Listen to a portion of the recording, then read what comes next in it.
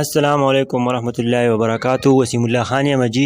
وای څوک چې په خای سایډ باندې سملی د هغې څومره فایدې دي او څوک چې په ګس سایډ سملی د هغې څومره نقصانات دي. مولانا صاحب یو ډېر زبردست تکلیف دی، دا در سره شریک کومه، دا ضرور واورئ او د نورو ملګرو سره هم ضرور د ثواب په نیت باندې شیر کړئ چې ټولو پښتنو ته بلکې ټولو مسلمانانو ته دا ورسي. نو دا ویډیو وګورئ، که ویډیو هم خوښ زموږ چینل سره ضرور سبسکرایب کړئ. په خی طرف باندې وده کېدل د دې څه فایدې دي او په ګس طرف باندې وده کېدل د دې څه نقصانات دي. نو انشاءالله په نوې ویډیو کې به تاسو ته پوره معلومات ذکر کوم.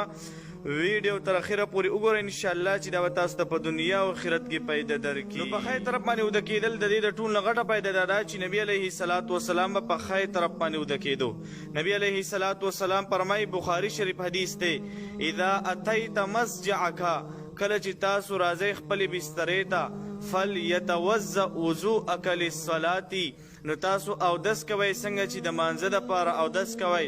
ثم استجع علی شقک الایمن، بیا چې کله تاسو اوده کېږئ نو په خی طرف باندې اوده کېږئ. نو په خی طرف باندې د اوده کېدلو د ټول نه غټه فایده دا ده چې د نبي علیه الصلاة والسلام سنت دی او نبي علیه السلام فرمایي، من تمسک بسنتي دخل الجنه، چا چې زما سنت په مضبوطیا سره ونیولو دی به جنت ته داخلیږي. دویمه فایده دا ده چې کم انسان په خی طرف باندې سملي دی به د زړه او د معدې د بیمارۍ نه محفوظ وي، ځکه چې زړه د انسان ګس طرف ته دی او د زړه کار دا دی چې دی نور وجود ته وینه پاس کوي. که ته په ګس طرف باندې سم لاستې او په خی طرف باندې سنم لاستې، نو بیا به د معدې بوج په زړه باندې راشي، چې په زړه باندې د معدې بوج رالی نو بیا به دا وینه پاس کول په اسانۍ سره دی نه کوي، بلکې په زړه باندې به زور وي، په هغې باندې به بوج وي، په هغې باندې به فریشر وي.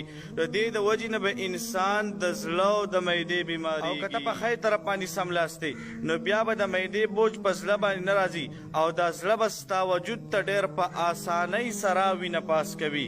نو کم حضرات چې د زړه بیماران دي یا د معدې بیماران دي، نو تاسو د نبی علیه الصلاة والسلام په دې سنت باندې خامخا عمل کوئ، هسې نه چې ستاسو د زړه بیماري او د معدې بیماري نوره سیوا شي. او د دې بیمارونو محفوظ دي نو دغه حضرات دي هم د نبی علیه الصلاة والسلام دا سنت په مضبوطیا سره ونیسي، هسې نه چې تاسو د نبی علیه الصلاة والسلام په دې سنتو باندې عمل نه کوئ او په آینده زمانه کې تاسو د زړه د بیمارۍ او د معدې د بیمارۍ شکاران شئ. درېیمه فایده دا ده چې څوک په خی طرف باندې سملي نو که د لږ خوب هم وکړو، دا لږ خوب به د ده لپاره کافي کېږي او چې راپاسي نو تر و تازه به وي او په ذهن باندې به بوج نه وي. او د دې برخلاف کم حضرات چې په ګس طرف باندې وده کېږي، نو که دې داسې دی چې د شپې په 10 بجې وده کېږي او د ورځې په 12 بجې راپاسي، بیا به هم د په خوب باندې مړېږي نه، دا خوب به د لپاره کافي کېږي نه، او چې راپاسي نو په ذهن باندې به بوج وي، هر ټیم به خفه وي. نو دا پیدې ساینسدانان اوس بیان کې او جناب محمد رسول الله صلی الله علیه وسلم 1400 کاله مخکې بیان کړی دي.